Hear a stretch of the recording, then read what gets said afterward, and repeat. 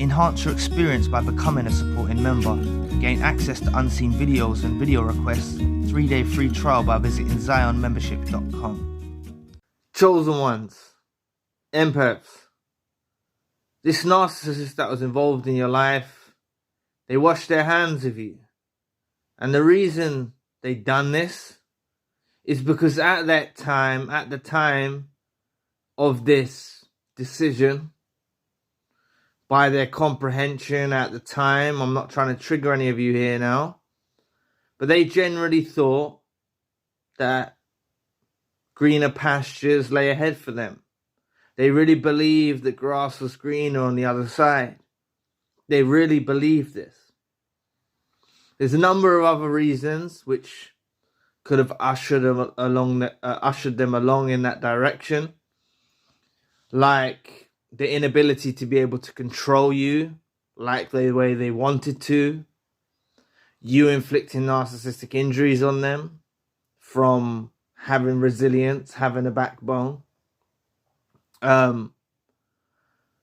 Also, just them being in your presence was a mere reflection back at them that you're everything they're not. And that's a crushing blow for a narcissist involved in your life to deal with, right? But the fact of the matter is, it was more important to them at the time of the discard. It was more important for them to hurt you. That's what you've got to understand.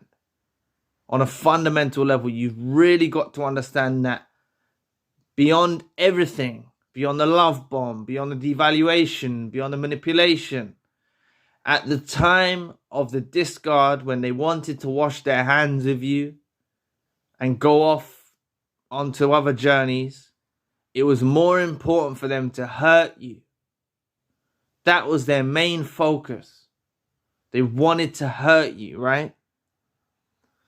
But look, the fact of the matter is, right, there's not enough information spread about in the narcissistic community about how these encounters, when the narcissist involved in your life goes on to new supplies, isn't sunshine and rainbows. You know, there's not enough information out there about that. But they go on with their lives and they get entangled with new supplies. And they get entangled with suppliers that are just as toxic as they are. They do. They get involved with narcissists that are greater narcissists than they are. You know? They're very vulnerable at the time of the discard because they've been conditioned by the way that you used to treat them. They felt like they deserved this type of treatment. You being authentic, you being genuine, you being kind, you being courteous, you being pure, you being transparent. You know, they felt like they deserved, that it's a must, that people must treat them that way. And they get out into the world, right? After you, they get out into the world and they quickly realize that life's not cracked up to the way it's meant to be, the way they thought it would be. Doesn't work out the way, things don't line up the way they planned them, so to speak. They realize this very quickly. And they know they've burned the bridge with you. They know that by the way they washed their hands of you, left you high and dry, ghosted you even, gave you intensive silent treatment, abused you. They know that, you're on a road to recovery. You're not going to be that subservient, obedient supply to them no longer. They know that if they contact you at a time too soon, that you're not going to be welcoming them with open arms. They know you're not. because of the horrible treatment that they put you through. They realize that by them burning that bridge, it's very hard for them to get back across to you, right? So this is the conundrum they find themselves in. And it drives them crazy, you know? Because they're out in the world with these new supplies and they had it all with you. And that's what really does their heads in, you know? Drives them crazy because they had everything they needed or wanted with you. And they allowed their own selfish, ungrateful nature to supersede that, to make them think and get an inflated sense of self like they deserve better, like they deserve more, right? So oftentimes what the narcissist will do, because they're liars, manipulators, they'll often, maybe because they know they've left you with no closure, or they haven't given you enough closure, or not a healthy type of closure. You might be at a point where you think, you know, screw them, you know, the way they treated you. You're at a place where, you know, this narcissist involved in your life treated you so badly, you know, you're getting on with your life, you're healing, but they know that possibly you might be looking on their social media, or you might, if they're on social media and you're on social media, or you might be inquisitive. So what they'll do is they'll glorify the life they have with this new supply to try and make you jealous, you know, to try and inflict even more wounds into you. And that's why I always say, no contact means no contact. No contact means no looking on their social media. No contact means no communicating with them. No sending them a text. No nothing, right? If someone's washed their hands of you, gone off with their lives, let them go. Anyone who walks out of your life is their loss.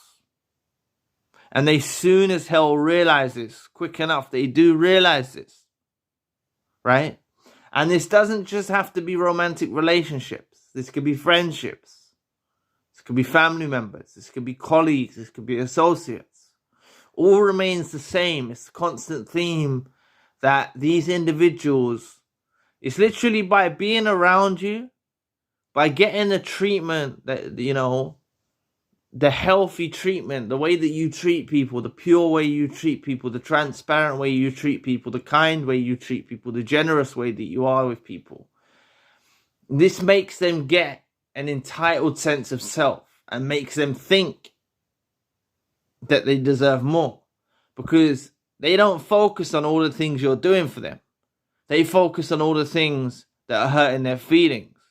Like I mentioned in the earlier segment of you inflicting narcissistic injuries, you being, them not being able to assert enough control over you, right? Being able to manipulate you the way they want.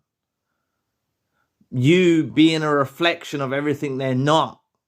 These things grate them down. These things cause them pain, right? These things honestly cause them pain. But look, the way you got to look at it is they wash their hands of you, but they're out there remembering you, remembering the way you treat. This is when it finally, they get the realization, you know, because they're out there now with people that don't treat them so well. They're out there now with people that are taking them for a ride, people that are using them and abusing them. There's nothing that nullifies a narcissist that was involved in your life from getting ill treatment from others. There's nothing that nullifies that, you know? And that's why oftentimes you see narcissists going on with new supplies and then another new supply, and then another new supply. Or the alternative method that they use is they just cling to the new supply out of sheer desperation of being alone, because that's one of the things that they can't stand. They can't stand being alone. They can't be in their own company like you, the chosen one and empath. You thrive in your own company, right? You thrive in your own company. And that's why you should take your time, take the appropriate time that you need on the healing journey before you embark in new relationships, friendships, romantic relationships, whatever. You know, before you embark in new relationships, you should take your time. Honestly, take your time, because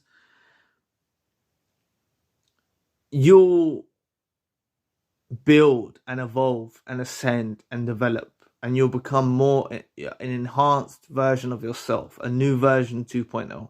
After going through a brutal discard from a narcissist involved in your life, you honestly go on to become a much better version of yourself. Not to say that there was anything wrong with the version of you before, but you'll have a newfound discernment. You'll have the ability to judge well. You won't trust people so easily. You know, you may not walk with your heart on your sleeve so much, so to speak. You know, you'll keep your heart safely guarded. You know, you won't let it fall into the wrong hands. So just know that this narcissist that was involved in your life is out there. They're not happy. They are suffering, you know.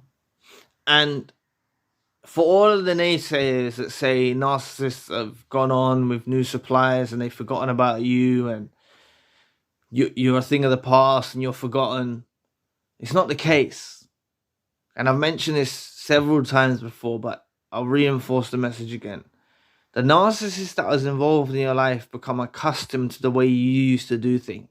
Like I mentioned, the transparency, the honesty, the pureness, the kindness, the love, the care, the consideration, the courteousness, the empathy. All of this stuff they took for granted, but they become accustomed to the way that you used to treat them. And that's why they struggle when they go on with their lives with other individuals. You know? You were like that last chance that they possibly had to have someone pure in their lives. They go on to bad. They go on to keep bad company. They go on to meet people that are exactly like them, and it don't work well for them. It don't work well. Two narcissists in a room, it doesn't work well. Neither of them can extract supply from each other. Both of them are lying and deceiving one another, and eventually, you know, the pin drops and they realize that they're with a parasite that's exactly like themselves, you know? But in contrast, when they was around you, they was getting irritated and frustrated, and you was getting underneath their skin because you were reflecting back to them everything that they're not. You know, that pissed them off. That was part of the reason why they may have even gone through with this discard, you know? Because you were inflicting injuries just by you being your true self. Just by you being your true self. That inflicted injuries on the narcissist involved in your life, you know? Them not being able to control you the way they wanted to. Like I mentioned, this also frustrated them. So just know that they are out there, you know? You'll probably hear from them again. I'm not saying you're going to hear from them today or tomorrow, but you most likely will hear from them again. They'll try and reel you back in. When they realize that it's really not working out where they are, they'll make some petty attempt to try hoover you, you know? And it's at that time you need to have enough resilience, enough determination to reject them, reject the hoover, put them on blast, you know? Make sure that you do that. And, you know, being discarded is not necessarily a bad thing. And I spoke about this in another video, and you'll be able to check that video out right here. So anyway, thank you for watching today. I'll be back with another video soon. Peace.